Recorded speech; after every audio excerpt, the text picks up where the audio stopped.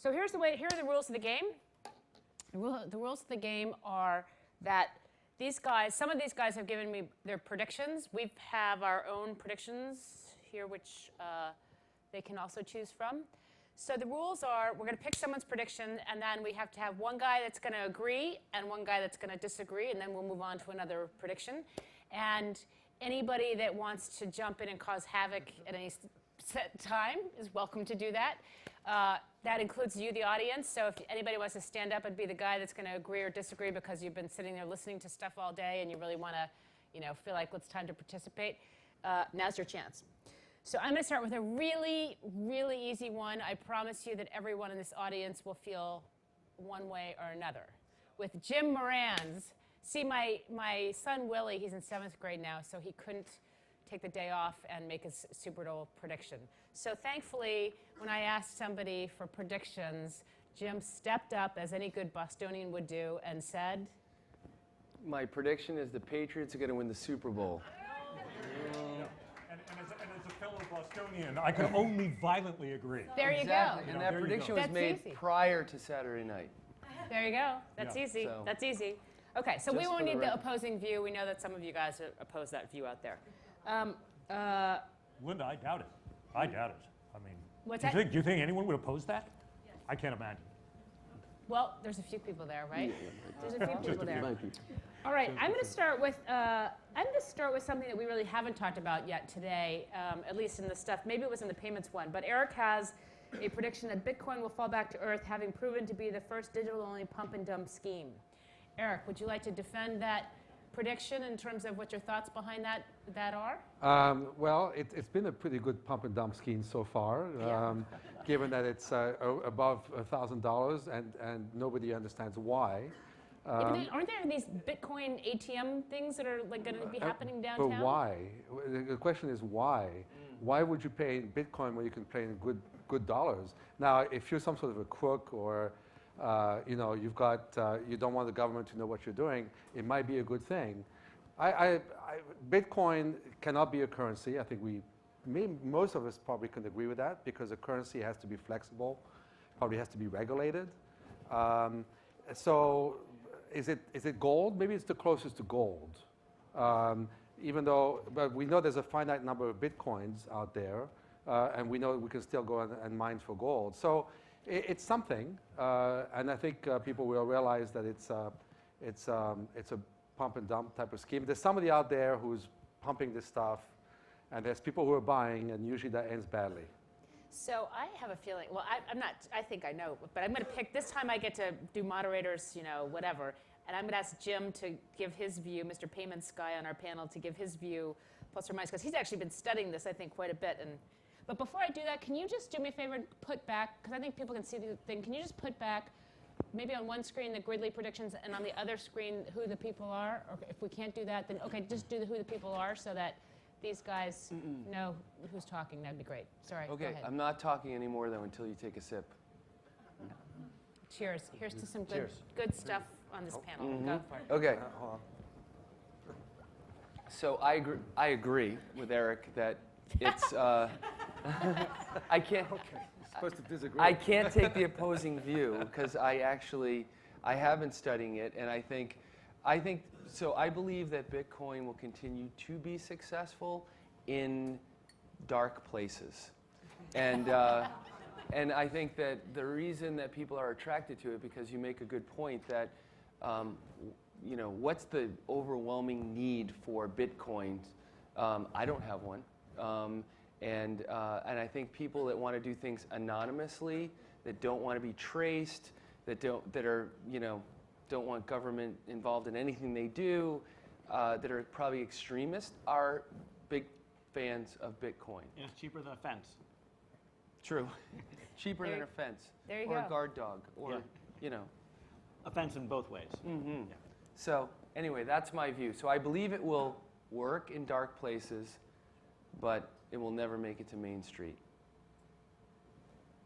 Anybody in the audience want to take the other side? Okay, don't worry, we have lots to talk about. Alan, biggest concern of 2014 is that all seed and A rounds coming back to market and not enough B round players. Hear on that one. Yeah. What, I mean, I repeat myself. I mean, I just think we've had a proliferation of startups in this country.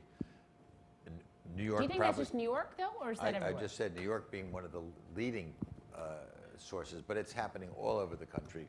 We have incubators. There's not a city you could go to today that doesn't have an incubator or some kind of startup facility. And I just don't believe that, first of all, I believe that a lot of these companies probably shouldn't have started in the first place, but I just don't believe there's enough money to support these companies in increasing rounds. And I come from the school that believes that at some point in a company's growth, it can't just grow with shareholder equity. It has to be funded by free cash flow, which helps it to grow. And I know this is disproved in the marketplace we're in, and I see it every day. There's not a day that goes by that I'm not astounded by valuations that are just are staggering. So there is money out there that is willing to play this game until it ends. But we've had many situations. We've made proposals at $20 million valuations and have gone for $80 or $100 million valuations. We're not that stupid. I mean, there just are exuberant players who will pay, but there are just a limited number of those, I believe. And so I think we should be prepared to see articles starting to be written about companies that are not able to raise follow-on financings because they run out of cash.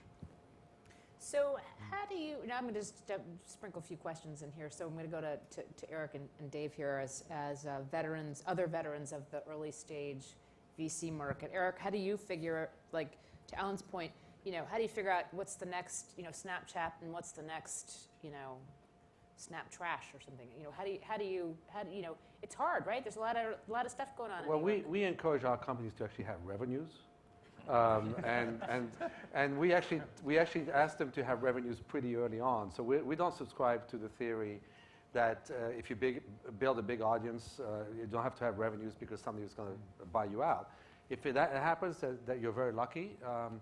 And I tend to agree that where there is a hole in the marketplace is in the B round. There's actually quite a bit of C and D money out there if you can make it past that. And 75% of all of our companies so far since 2010 have been able to raise an A round. So we're pretty good in that respect. So revenue is a good thing. Well, I'll be a little contrarian, and I do think that there's an imbalance in the marketplace with the availability of late-stage money and the number of companies that have been started. But I think there's a couple things that are going on which you just have to pay attention to, which is the cost of operating a company today is really, really small relative to 15 years ago on a relative basis outside of some of the talent. And the capacity of founders and others to shrink it even more if they're bridging themselves to something has been shown to happen a lot. So if there's a there to get to. And I do think that there's a lot of companies that are like in the dot-com bubble. It was build an audience. The Wall Street Journal was just publishing people's media metrics numbers relative to their IPOs, and that was wrong. But there are companies where you have no revenue or virtually no revenue companies that have really powerful network effects and a lot of leverage. And I'll use Twitter as an example where a lot of people thought they were stupid not to take offers at $1 billion, $2 billion, or $4 billion, or $8 billion along the way. And you may say it's overvalued now, but a lot of these companies can make it to the other side. But I think there's a unique discipline to understand how to identify those companies and those models that will work. And I think probably the biggest issue that we have is, I'm going to say it's not a capital issue. There's a limited number of really good venture capitalist investors, whether in companies or in firms, that really can identify and parse those out. And so the problem is you have a lot of dumb money funded early stage companies that haven't had a discipline placed on them early, that are going to have a real difficult time when they have to not Do you just think make. that problem's getting worse as there's retail money Oh, yeah. kind of Oh, coming for in? sure. Every Tom, Dick, and Harry says, For I'm sure. going to raise $25 million and go invest. Yeah, I mean, I think, I love the fact that when I first started a company here in New York in the beginning of '95, there were very few great VCs that did early stage tech. I mean, I was one of the few that were in this city. I mean, it's great today that we have quite a few. But in the end of the day, you can put on like, one hand or maybe a little bit of two hands, the ones that you would really want to take money from that really can guide you along. And there's probably 5x that number or 10x that number that have a shingle out right now that say they can give you money. Anybody else? Jim? You're I would nodding just out add loud? that, Is Boston different? I think, so I'll make a broader comment. I think the traditional venture capital model is broken. And I think, Alan, all the points made here point to that. I did 4 venture-backed startups as a founder, CEO, and raised money from traditional venture capital firms and some strategics. And back then it did take more money. Things are leaner now. But to build a durable company that's going to survive and cross over, not only drive big revenues, but also turn profitable and be around, I think the mindset has changed dramatically today. And because of the proliferation of seed and early stage investors, they fund lots of things. I think they are willing to give up on half of them. They don't capital plan the way traditional blue chip venture capital firms do. It's hurt firms like Northbridge and many of the other blue chip venture capital firms, I think, in that returns have been tough over the last several years. And then, it's a virtuous circle with limiteds. And so you get into this spin. And I think there's a pileup occurring right now of seeds and Series A's that are out there. I get 3 of them a day So that you're are right there funded with by. Alan and his prediction. Absolutely, absolutely. And the pendulum will come back. And innovation will continue, and there'll be lots of opportunity, but things are a little. Well, it's hard to paint a picture that that's true everywhere, because I think if you have an early stage investor, and I think Alan and myself and a bunch of others are in that category. We've been around the block, and if you keep disciplined, I mean, the attrition rate among our portfolio, again, since 2010 is only about 10%. So you can have good VC discipline in the early stage, and I think have good results. Okay, so we're going to switch gears for a second. I have to tell the audience here that, so I asked these guys, everybody, to say, put in your 2 or 3 predictions that you had. And last night I happened to seat Dave and Martin and Jeffrey all together at my table. Now, Dave and I go, I think, further back, and I've done this panel together further back. And turns out that old Martin and Jeffrey over here are great buddies, and I think that you've written a couple of Harvard case studies, which we might have to bring into it, because so most of everyone's predictions were like, here were ours, right? One line, right? In the case of Martin and Jeffrey, man, we got like whole paragraphs worth of stuff. And so I'm sitting there going, all right, I am now officially putting the 2 of you against each other. The rest of everybody else can just relax for a minute, right? Because while I decide which one of these. Journalists have to talk Like, this out and right? be as long-winded as Like, they are look at this. This is accustomed to it. being. This was Jeffrey's, right? This over here. This is Martin here, right? Anyway. So I know we live in an era of short attention spans, but it's not exactly War and Peace. Linda. well, I mean, it's I a don't half know. a paragraph. I don't know. I guess. All right. There you go. No. All It's not a right. tweet either, right? Thank God. There you go. Listen, I applaud your thought. I applaud that. We were applaud that. diligent. All right, so there we go. We're going to start with one of yours first.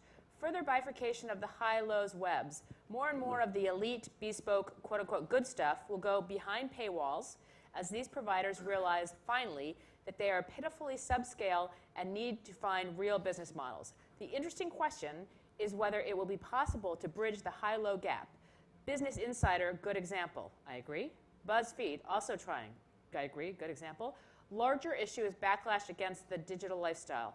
Analog will be cool again. Yeah. Analog will be Let's cool hear again. it. Yeah.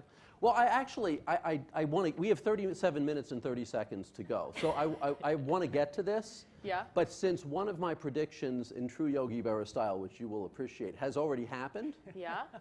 I want to talk about that one just for a second. Okay. Just for a second. So yesterday, Google acquired Nest Labs. Yes. Right? Now, I didn't exactly predict that. I I don't- admit I don't that. see that- No. did You I? won't see that on the list. You won't see that on the list. But the really interesting thing, so I want to make a prediction about that, if that's Oh. possible. Okay, getting somewhere in recorded, America, I want you to know. somewhere in America, Yeah. okay, a room is being set up, and in that room is a gym, and in that gym is a Nest, sensor. Right? And when the subject, walks into that gym and says temperature 70 degrees, AdSense will come on the, IP-enabled speaker system in the gym and say, Zappos. Zappos has size 10 cross trainers Oh, God, I hope for not. $79. That is the that That's is where going we're to happen. going? What? That's the prediction. That's where we're going. That is what somebody said before. Screens, tablets, smartphones, what? And then somebody else said I forget which panel it was. I think it was the mobile one. Well, if you could surround it with a 24-hour thing, if that was possible, but it's not about the screens anymore. It's really about. I am a huge believer in the Internet of Things. Yeah, I think this is the year that really happens. So I mean, I'll just put that out there. Now that's a prediction, right? Yeah. That you can disagree with and throw shit at me about. So, I think we have And to I hear haven't from even had a Jeffrey drink first, yet. and then we got to go back to Dave because I know Dave works out all the time, so he's going to definitely have something well, on the world. Dave's going to get like promos for TV shows. Yeah, that's true. There you go. All right, Jeffrey, what do you got on that one? Against your good buddy over there. I have to say that I know I should disagree, but Martin's an old friend. But it's not only for that reason. For 100%, I agree, and I'd actually see you and raise you. Great, which is, great. I noticed that during the mobile panel that we just had in here about an hour ago, just about everyone in the audience, I was looking around, was using a mobile device during the mobile panel. Not listening to the audience. Not necessarily It's listening a to the very panel, meta but thing, actually right? using the mobile device. Yeah. So I would argue that you're going to walk into that room somewhere in America that is configured as a gym, that has the Nest sensors, and it's not just going to be AdSense, but it's going to be AdWords. You're going to walk in there with 3 questions that you actually wanted to get the answer to today about where should I go for dinner tonight? What's likely to happen to the stock market in 2014? What did the gurus think? Completely agree with And, that. Yeah, and absolutely. the ads served against that, whether they're more valuable or less valuable than the ads on an AdSense basis. So in other words, I see that as it's passive ad serving based on what we've inferred about your needs, and it's active ad serving based on your willingness simply to speak up and talk Now, to the does that system. extend to the automobile? I think it absolutely does. I mean, one of the things that I had in one of my contributions there that also wasn't War and Peace, but was a bit longer than the average, was the notion that it just struck me how amazingly fast the Spike Jonze film, for those of you who've seen it, Her, has gone from being a piece of science fiction to something that seems utterly and completely believable.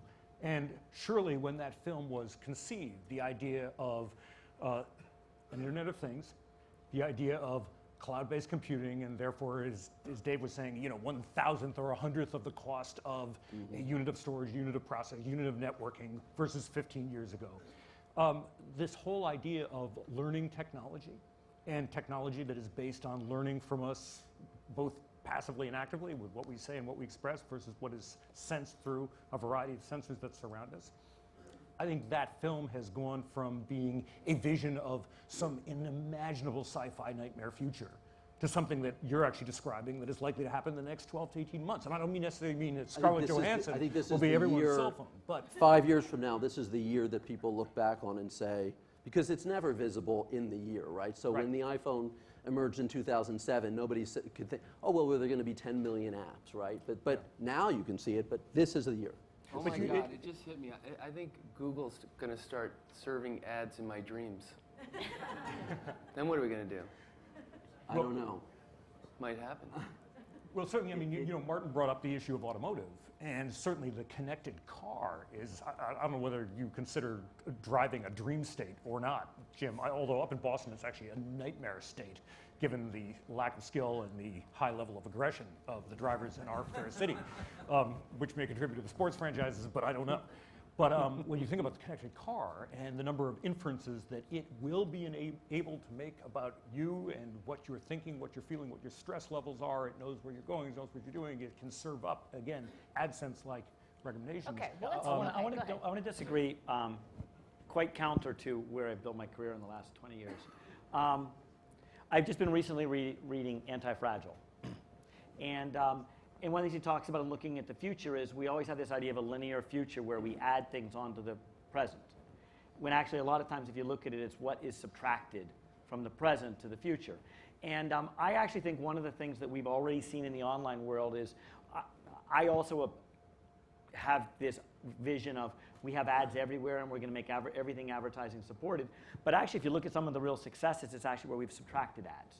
So Netflix is Nickelodeon without ads that actually parents want their children to watch and don't mind paying $9 a month. So they don't have to get with these ads and it's safe and they look at it, which is actually like 50% of Netflix viewing is kids programming. Is that true? Yeah, Wow. which is why they don't release those numbers. Yeah. And why they like to use House of Cards out front, but like that's the real money, which is why where Amazon's putting its money. Let's look at the iPhone. If you look at the 3 pillars of the Steve Jobs laid out, advertising's not one of them. I was talking to the person who runs research over at Goldman, and he said, you know, one of the things that has really shocked them when they look at all consumer behavior and purchase behavior in the last 15 years was the willingness of consumers to absorb usage fees around things, in spite of real economic barriers. So the people like, I grew up in a little coal town in western Pennsylvania. Average household income today in Clearfield, Pennsylvania is $22,000. And yet they're paying $60, $70 per month mobile bills, which they weren't paying 10 years ago. And they're paying $100, $80 DirecTV cable bills that they weren't paying before. Yep. And so I actually think one of the things... They're going to cut as soon as possible. Yeah. They don't have a hard line anymore. No, and so I think the thing to think about is we may actually see a future with less advertising around a lot of these things, and maybe the places where the advertising is valuable become scarcer. And I think we have to think about that, and that there may be more invaluable ways to monetize the local fitness than actually making it a marketing environment. But Dave, just quickly, I mean, I don't necessarily disagree with that observation, but wouldn't you say that actually the whole movement of what you call branded publishing, native advertising, native content, it's almost become a cliche now, but it is the notion that advertising, which we're removing traditional advertising from the mix. I do and think, what I think we're it's a adding is cliche. something that actually think feels it's a cliche. editorial. I think it's a cliche. We used to call it native publishing, custom publishing, Advertorial, and special sections. infomercial. It's always been here. It always will be here. And I don't think they've actually advanced it that significantly. Okay, so but having said that, there was a number put up by the PwC chart there that said that online advertising or digital advertising is going to be 21%. You know, but they only in 2017. My prediction is that it's going 31. You know, going to my prediction is that this is going to accelerate a lot sooner. Something that David is going to completely disagree with me, and that there's still $100 billion or whatever spent on television advertising, where the audience has, for the most part, disappeared, and the CMOs are finally getting smart that they have to absolutely go into digital. Sponsored content, which has existed, you know, it used to exist in print and other forms, is in fact a vehicle for that money to start making its way. It's not true. And If the you look reason, at and the reason is, hold on, Hang the we reason, have to and the reason defer to is, seniority here. and the Because I reason think is the gray hair guys that, let that this get is this is something in the edgewise. reason is that it's a form of it's a form of storytelling, and that's the only reason why people are still on television is because television is still great at storytelling. You can't tell a story in a banner ad or in a programmatic ad, for sure you can't. But with sponsored content, you can. So when I speak to CMOs, for sure they're paying a lot of attention, and budgets are going to start to move. And all you need is 20, 30% of that $100 billion to make it faster to digital, and it's a substantial amount of money. I was going to make a comment. I started the first cellular company in this country, which was 1981, when they literally had a lottery to get cellular spectrum. And at that time, when we made our investment, we expected the eventual penetration in the United States would be 2%. So, and that's the truth. And so you can think of what's happened. That was 1981, so it's over 30 years. This was the same era when AT&T in its infinite wisdom took some consultants' advice to get out of the cellular business. Yeah, they split. Yes, you're right. But when I think of what's happened today, and we have probably 95% penetration, I think the real thing to talk about is Amazon is taking over the retail world. I mean, if retailers sit here long enough, they will own the world, at least own it in this country. And I think that one of the big challenges and one of the big opportunities is how to connect the offline and the online. And the cell phone is probably the greatest opportunity to do that, particularly with Bluetooth and with wireless every place. And when you think about the fact that every one of us, if we have our cell phones now on, and I'm sure some of you have them on and some are off, we could be reached somehow with messages. And I think that with the new sensor technology, which I'm sure have all been reading about, which are going to be placed in almost any retail establishment and go beyond that, including into your gym. Maybe not your personal gym, but it certainly will be in public gyms. People are going to be are able to be contacted anytime with messages. And I think we should be investing in, we're looking at very much companies that are connecting the offline and the online world with full systems, because when we talk to advertisers in particular, they don't want to deal with just silos of mobile and online, offline, however. And there's all kinds of techniques to reach a consumer, and I think that that's the answer to how the offline people are going to be able to, I mean, we have an investment in a company where you walk by a store, you walk in the store, where you dwell, what you buy, connected to what you've done on the online world, gives an enormous amount of information and allows retailers to know how to go after specific, remember the major traffic is still walking in stores today until that goes away. So I think that that's an area to focus on for the future, which is what this panel is supposed to talk about. That's right. Martin's going next. I just want to go back to this theme of Internet of Things a little bit, because Google today is the third most valuable company in the world. I think it's Apple, ExxonMobil, Google, I think. Microsoft may be sort of edging in there. But so I think there's a very good possibility in 2014 that Google will be number one. And I think the reason is that they just, so for example, Google's voice recognition technology is far superior to Apple's. A lot of people don't know that, but it is, okay? And Android is baked into far more things, including the automotive sector now. Audi is this very exciting new thing that they're doing with Android. And so what we're about to do is liberate, in effect, ourselves from screens. We're about to liberate ourselves. I mean, in fact, the fact that advertising has been connected to screens, I think, is a huge limiter to what it can do. And I'm not suggesting, you kind of recoiled with my sort of little joke about the gym, but advertising can be really useful. And I think Google has proven that useful advertising works. Yeah. So when you're in your car and you really need to get something done, and Google voice recognition technology allows you to interact that way without getting into an accident, then there's all this stuff that can be served up to you. And that's why I think prediction number 2 is Foursquare will be the next great New York internet company to get sold. Ooh. Can I add one point to that? Sure, but I want someone to comment on that one. Maybe in the audience. Maybe Alan doesn't like that one. No, I'm smiling. I'm not an investor. Are you an investor? No, is there an investor? All right, go here? for it, Jim. Okay, so what I was gonna pick up on the points you mentioned there, that the online and offline world and the phone is sort of the center of everyone's universe. One of my investments in a company I helped start and fund is Paydiant, which is a mobile payments Great company. So mobile payments, my prediction is in 2014 it's still going to be a $0 billion business. But it's going to get really big in 2015 and 2016. And the reason is not because swiping a card doesn't work well today or paying cash or using other things.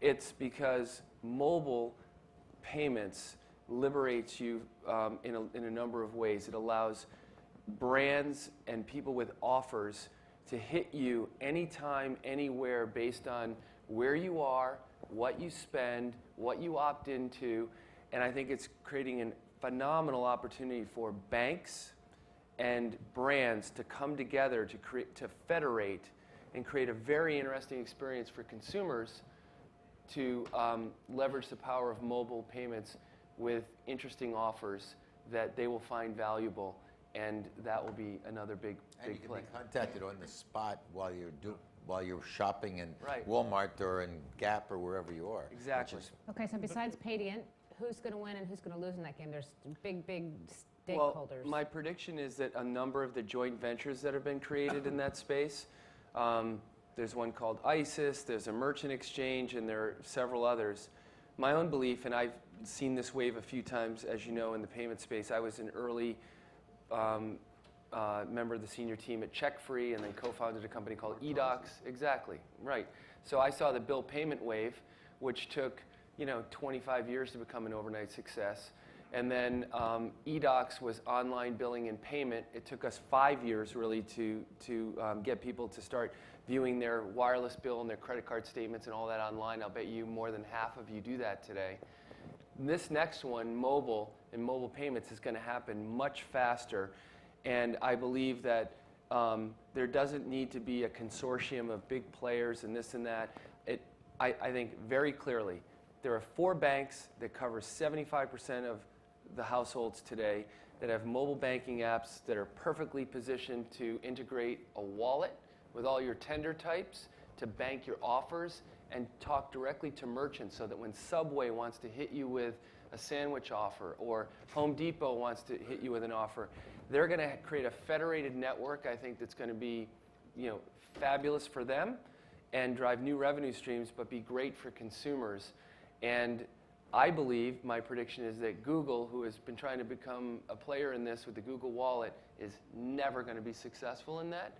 And the reason is, what bank wants to get in bed with Google, and what Bank of America executive is going to be fried by his boss or her boss when the Wells Fargo ad gets served up in the Bank of America app because Google made it happen, or the Home Depot customer gets the Lowe's ad when they're looking at their wallet and they're in home, and that is what Google's business is. Their business is to leverage data, push out as much as possible, and they are, it doesn't butter the bread of the banks. What and about merchants. Apple? I want a big opt-out button on my phone because I don't want Subway to make me an offer. I don't, and I think we were talking. How about Blue Ribbon What about Sushi? Lenny's? But we were talking. I think you mentioned this earlier. I think there will be a backlash. The same way that there's a backlash because of government spying on us. I think consumers are going to get tired and sick of being pursued that way. When I do search, I'm looking for something. Google serves me something that's useful. That's good, right? Right, that's good. Yeah. When I'm on my phone, I don't want pick it to, up. I don't want Subway to give me an offer. Thank you very much. So I want a big opt-out button. Yeah. What I would say is that this is, if there's a prediction, that this is the year that we're going to see, in a sense, the beginning of a separation of brands between those that cause people to recoil when a brand actually knows enough to infer something useful and serve up an ad message or a promotion or an electronic coupon, taking advantage, Jim's point, of ubiquitous payment mechanisms, that we are going to see brands that are essentially alien to consumers, cause them to recoil, and we look at that as Big Brother. We look at that as NSA. We look at this, all of the Target's 110 million customer records that have been breached. That's a stupefying number. First of all, who thought that a third of the nation was actually was a a customer target? of Target. Yeah. But just think of that number. 110 million people's credit cards were stolen in just one operation. It's unbelievable. Yeah, it's absolutely incredible. So then the question becomes... We've heard they've been stolen, but I haven't seen any articles that tell you how much has been stolen.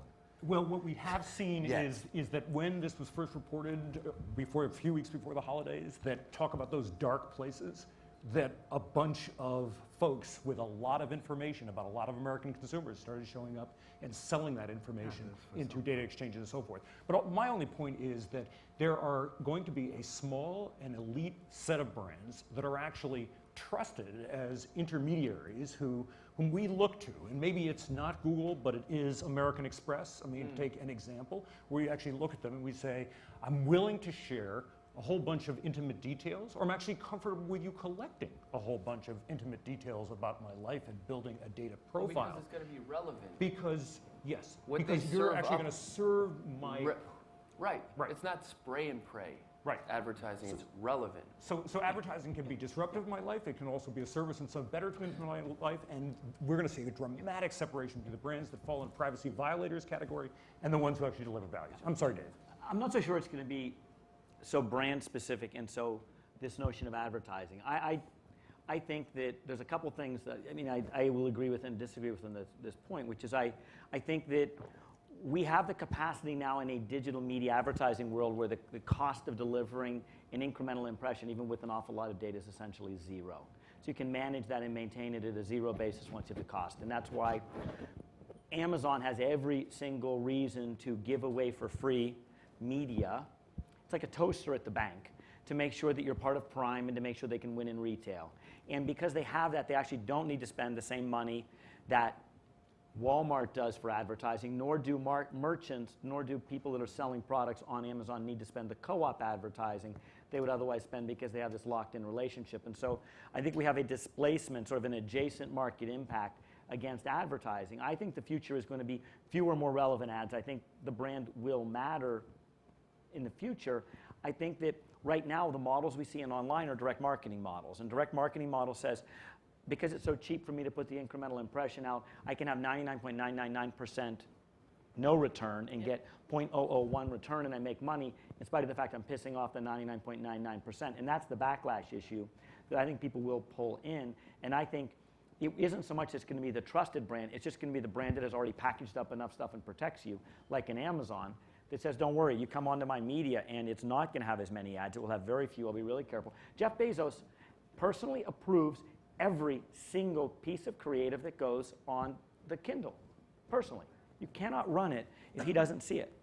That puts a bottle, that puts like a gate into the equation. But it can't. They cannot put any ad on the Kindle that he doesn't personally approve. But Dave, aren't we actually expanding, therefore, the definition of whether you want to call it advertising, you call it marketing? I'll say more commercial broadly? communication. Yeah, and all I'm saying is that the easiest interpretation of everything you just said about Prime is this diversion of dollars that might otherwise have been allocated to traditional advertising to a set of services that are uniquely relevant to the 20 million most valuable customers That will create Amazon customers, actually has. and it's not necessarily this notion of an ad or a moment for placement. No. It's going to be, I'm going to give you an incredibly seamless gym and a whole bunch of other things as part of the Amazon services, and it may, and I actually like your point before about it may also be I'm asking you questions and you're going to have good answers from me and pure content. And my only point is that I'm only going to welcome you to my home gym if you're actually doing something useful for me. And that isn't necessarily the traditional definition. Absolutely. That's right. absolutely fundamental to this. Are you still But going to be that's allowed not- to sweat? I'm sorry? You're still going to be allowed to sweat? You're going to be allowed to sweat, and you're going to be allowed to dream. Only if you're your going to be sensor allowed allows to you. dream. And in fact, I think that, this notion of this backlash, I think Eric's exactly right about the backlash, and I think this high-low, I know this is going to sound awful, but I think 99% of the web has really become quite catastrophically trashy. It's just not very good. What? That's big. Yeah, it's a huge, I just think it's a huge problem. There's just a lot of awful stuff out there, and I think there is going to be, and it's an elitist perspective, I understand that, but there is going to be this bifurcation between the high-low web, and the high web is going to be more and more bespoke with more and more people paying. I think somebody just talked about, I think you were talking about people actually paying for stuff. Mm-hmm. Absolutely, I think there's a lot more to that than people realize. So what do you think, what's your, besides your former New York Times, what's the best content site? Like, what are your top 5 content sites that you look at every day? Well, I think this is probably going to be heresy to some of my former colleagues, but probably not. I think the Wall Street Journal does a really good job. Yeah. So I think they do a really good job. Anybody else? Yeah, there are a lot of folks who are out there now, I think, for free, who probably could be doing a better job if they had a more robust business model. Let's just put it that way. It's tough for us to say because we have to remember that we're not the audience. We're not the demographics. Right. No, we're certainly not That's the fair. demographics that the advertisers care about. So, I have a company called Now This News. We just announced a deal with NBC News, who's a strategic partner. We do news in 6 seconds on Vine, 10 seconds on Snapchat, and 15 seconds on Instagram. That's the entire business. We do 50 videos, all professionally produced in the studio every day. It's all about hard news. There's some, entertainment news as well. So, am I on Snapchat? No. I am professionally, but not personally. And, but Snapchat has 400 million snaps that are being distributed every day. Instagram has over 150 million users, and that's growing very fast. So there's a large audience that doesn't care about the Wall Street Journal or the New York Times, for that matter.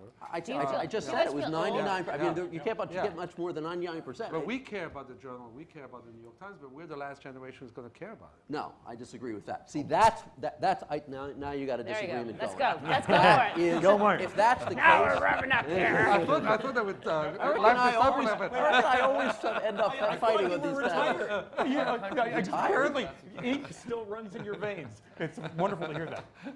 It's not about ink. It's about quality journalism. I mean, it has nothing to do with ink. I mean, we're not in the ink. At BuzzFeed, we have 150 journalists, including some really well-known And investigative what did I journalists. say in the prediction? I said that, Jonah was trying to knit together the high-low web, and he may succeed, but it's a very, very hard thing to do. Go look at the website. Go look at the kinds of stories that are mostly trafficked on BuzzFeed. I'm not saying he's a genius, okay? He's done an amazing job. Yeah. But I mean, but is BuzzFeed the New York Times? No. And anybody who says that it is wrong, in my opinion. Can I take the opposite viewpoint and go back to advertising? Go for it. We all, maybe someone will know the specific figures because I'm going to say generality. Hasn't it been proven that most people, when they're given the opportunity of paying or accepting ads, go for ads? I mean, they accept the ads? Yes. So, I mean, people live with ads, okay? And I don't think that, I do think that in certain special cases, people will pay for certain special kind of content that they want. But I think in general, people in this world that we know live and accept ads. I completely agree with you, Alan. I completely agree with you. Second thing, I want to talk about privacy. This drives me nuts, and that is, and I have to be described as a liberal from every standpoint if you know anything about my background. People are so obsessed, and we read every day about privacy being violated, people's information being taken away. We give information away every single day to so many people. I mean, I don't know about you, but you fill out forms, you give everything about your birthday, your mother's first name, for any credit card, for any hotel. You go to a hotel now, you have to give all this information. And I don't know about you, but I'm carrying a global entry card. How many people are carrying a TSA card? You know what information you gave away for that? And yet someone says... But it's so secure, it's in the government's hands.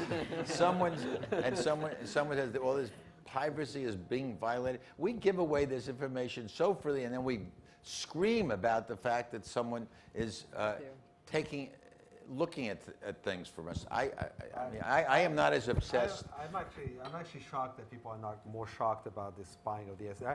I lived for 15 years under a military dictatorship in South America. I was a journalist there, and my phone was tapped, and I was followed. And just the notion that could be done in the United States of America is for me really impossible. I did not become a citizen for my country to spy on me. And I think that we have to remember our roots. And if I want to give information away because the TSA forces me to, in order for me to be expedited to do it, then I'm doing it willingly. I don't want the government to spy on me. What I'm saying is, Eric, we give it away so casually. We have, every place we go, we have to give information away. So many people have information about us that it proliferates today. And I think that's the nature of society we live in. But I think then the question becomes whether it's a 2014, 2015, 2016 question, is at what point do consumers say, wait a second, I'm giving away one of the most precious commodities available in the economy, which is information about me. When does it wake up? So when at what does point the do I get consumer paid control for the real value of what I'm revealing to a Blue Kai or to anyone or else does the consumer ever take control of this question or no? No. Well, people don't realize they don't have leverage in a lot Jim of wants to, situations. he's speaking up. Sorry, I actually nobody asked that is what has to happen, right? So we've got target was 100 million. 110. 110 now. What has to, do we have a thing in our heads? What has to happen that makes or motivates Changes Congress mindset. or whoever to act? Well, but in the case of Target, is we use really antiquated technology that the Europeans don't use anymore. Nobody swipes a card in Europe, right? Right. So there it's a technology fix. The government, it's a political fix. And so it's two different things. So what has to happen? What event will say, wait a minute, that's enough, we're done, we got to do this? Well, I mean, I guess the question is, could there be a disruptive entrant who'd actually come in and say, listen, you know, I'm actually going to protect you in certain ways from all this vast array of data collection. Well, that's what but I'm actually going to turn to you and pay you fair value for the information you give to me. So in some sense, you shut down the broad sharing of customer information, and you create a niche around the trusted, again, the trusted halo of a very small number of My point brands. is simply, I think, you know, something you said that, I think maybe Jim was saying that right now, no one really cares, right? It's just happened. That's exactly right. It has to happen. It's going to get the Can I add a quick point? majority of the population to care. Yeah, so I think something that can happen with mobile payments, for instance, is you're not swiping a card. You're taking your phone, you're using the camera, and you're not pushing information out, you're pulling information in. Your phone's something you have. Your 4-digit password to get your phone to wake up is something you know. So that's two-factor. Then you got to sign into your home banking app. But when you're interacting with a point-of-sale terminal, you're not actually swiping any information or giving them anything about you. All that's in the cloud. The cloud talks to the POS terminal and is tokenized. And it's sending a very discrete, perishable token that expires in a very quick amount of time. So it completely solves the problem of credit card fraud. And a lot of these, it will go away. It's going to take some time, but it's going to go away because the model, I think Eric did, the model's, it's stupid the way it works well today, but it's stupid. And consumers don't realize, but we all pay for it. This Target thing, every one of us in this room is paying for it if you shop at Target because they raise the prices and, and they get it back from you. In politics, it's a fine line. Imagine if you were the Stasi in East Germany and you had access to the kind of information, you would have enslaved your people even further, right? So it's a fine line. That same capability put in the wrong hands, and maybe this is what has to happen, is that we elect a government that goes crazy on us. It's Watergate. Right? I mean, it's Watergate. It's like, yeah. They had the capacity and they went across the line and used it.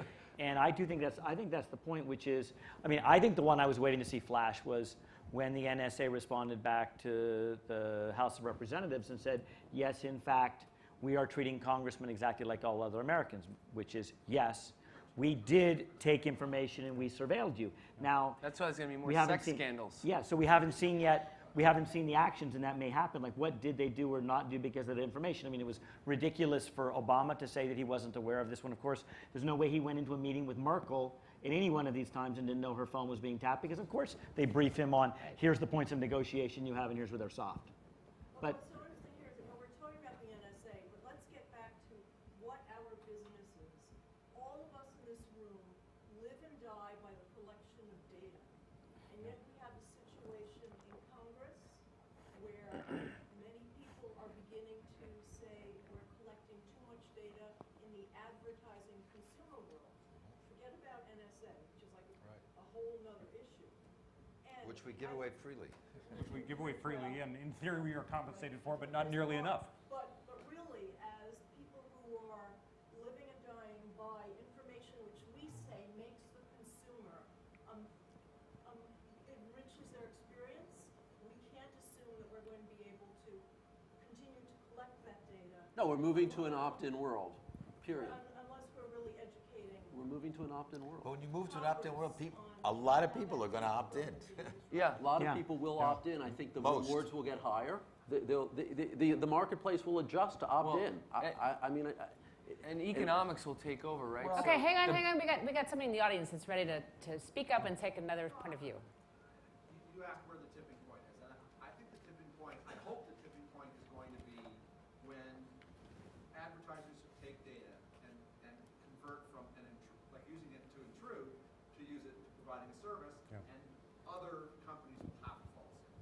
And so I think we're starting to see some signs of that.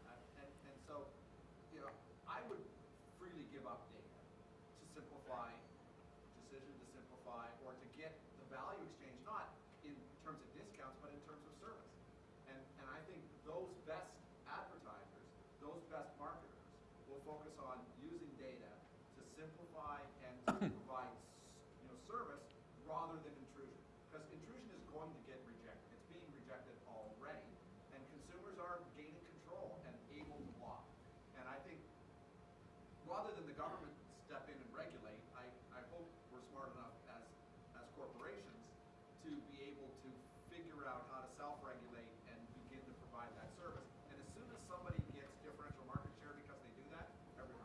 Absolutely. Yeah, yeah. And actually, a very interesting data point. Yeah, I do too. Yeah, yeah. I mean, absolutely. one data point around that is who has been just rated the #1 in customer satisfaction among retailers in America? Amazon came in #2. #1 is QVC. QVC, I mean, a home shopping network. I mean, not HSN. Who did they poll? Well, this is the issue. What is one of they literally had ad campaigns running 15 and 20 years ago about their unwillingness to resell customer information that they had collected, and it is one of the core values of that corporation. Now, admittedly, this is talk about high-low, and we're talking about a few 100,000 households who are their core users, and we've a maximum universe of 4 or 5 million, but nonetheless, you could argue that part of the beginnings of the reward for being more careful about the use of the information, putting it to the good use and the benefit of the consumer, is that drives satisfaction, which drives buying behavior, which drives loyalty, retention economics, and ultimately all the profitability we're looking for. So, We're done. Dave's wine glass is empty. There's 33 seconds left. 31. We are going to have our elevator pitch wrap up. A great conversation, right? This is good, right? You didn't even get to say very much, and you were like the alumni in the group, right? You let all the They were newbies, jumping right?